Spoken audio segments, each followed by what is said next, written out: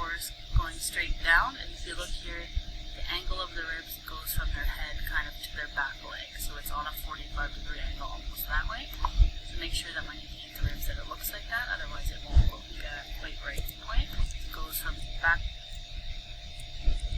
on your painting as well, where the higher up you go. So you want to reflect that the rib cage line, you can see this rib outline. You see for the next step here that I've added in some of the rib outlines, and horses have 12 ribs, so you can put in all of them or you can put in some of them depending on what you're going for.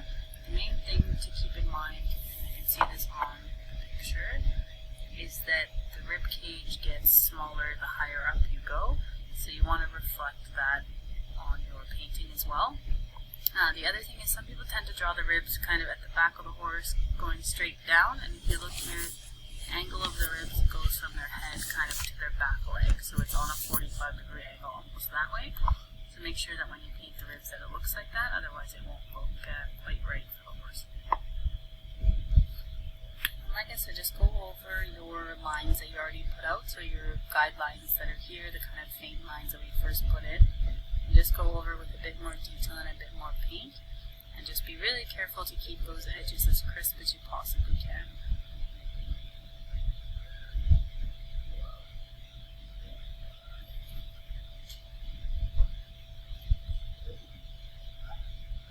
So here you can see I've gone over some of my lines already. I just kind of added a few more layers of paint and crisped up the edges a little bit. The next step is to do the skull.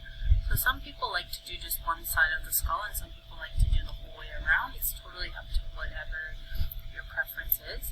So again, looking at your reference photo, the main landmarks are the hole in the eye, the kind of jawbone that goes up and down around the horse, and then where the nose ends up.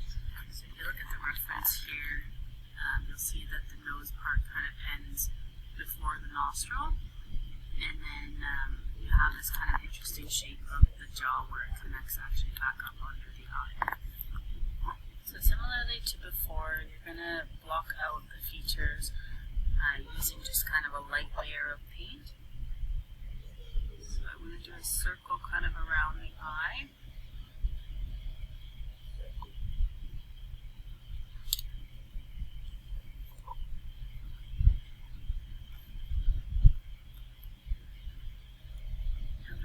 Block off the kind of jawbone area there.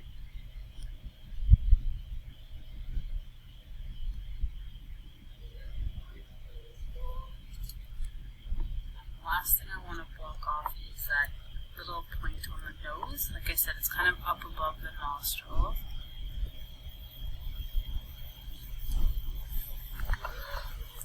And then I'll kind of connect back to where it goes here. Like I said, you're just trying to block in things. I hope it's easy to see on this thing. So you just kind of want to make guidelines using just a light layer of paint before you commit to putting too much on there, because that way if you make a mistake, you can go back and correct it more easily.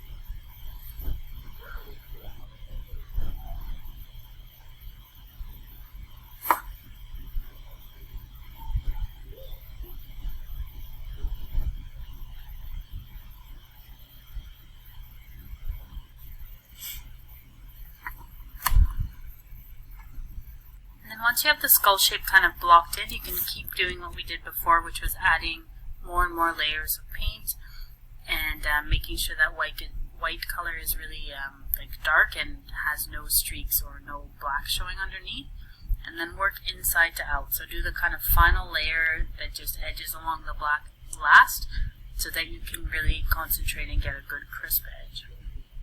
And then you can take some artistic license with how you do the teeth. So some people like to have the teeth really well defined. They think it gives them more of a kind of scary look.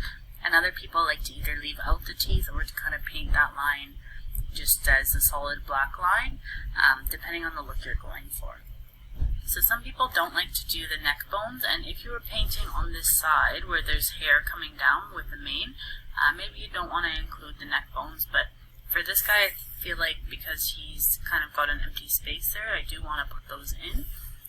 And for this type of thing, the skeleton horses, some people do like to paint like flowers or swirls or different colors and things on them, similar to that kind of sugar skull look. So maybe you want to add that in there instead of the neck bones, but for this one I am going to paint them in. So with the neck, you want to do the top vertebrae is the atlas, so that's really the only one that has kind of a unique shape, and it's almost like a circular kind of shape there. And then after that you have 7 vertebrae usually, and they kind of come down in an S shape. So the last one will be about there, kind of close to the shoulder. Some people make the mistake of putting all the vertebrae across the kind of top part of the neck, which is not correct. So usually what I would do is put a few kind of dots where I would want each vertebrae to be,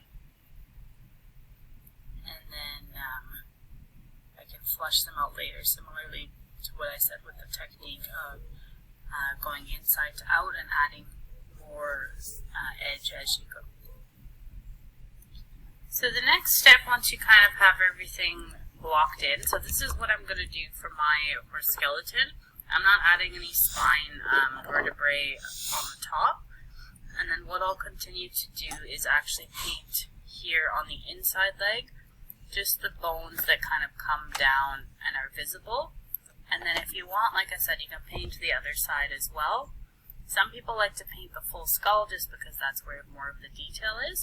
And then you can kind of decide what you want to do for the mane and tail. So for this guy I have some silver, but the first part I'm going to do is you can see that the paint that's on kind of the bones area there, it's a bit washed out, so you can see that there's kind of black showing through underneath. The edges aren't so crisp or anything like that. So what I'm going to actually do is very, very carefully go over all of my lines and make sure everything is dark and crisp, and really take some time to do the edges. So this is quite time consuming. Use a small brush, and you know, it might take you a few hours, but then ultimately the work at the end will be that much better for it. Alright, so now I've gone over and crisped up all of my lines, and I've also added, like I said, in the inside legs on the visible side. And what I'm going to do next is work on the face a little bit. So I did one side of the skull. It's not quite finished, and I want to add some black in. But what I'm going to do is just do the other side of the face quick. Just to show you. So what I did first was I outlined the eyes with white.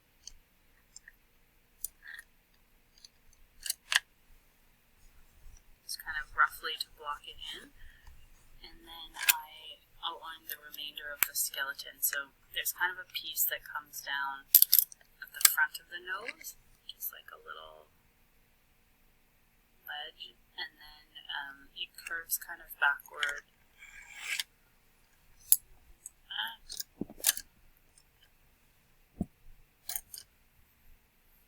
And of course look at references for this part. The teeth I'm going to add in after with black, so I'm not too worried about the teeth. And then just keep in mind that jawbone or the cheek of the horse is definitely all bone, so where it comes down to the side of the face, that's actually all skull.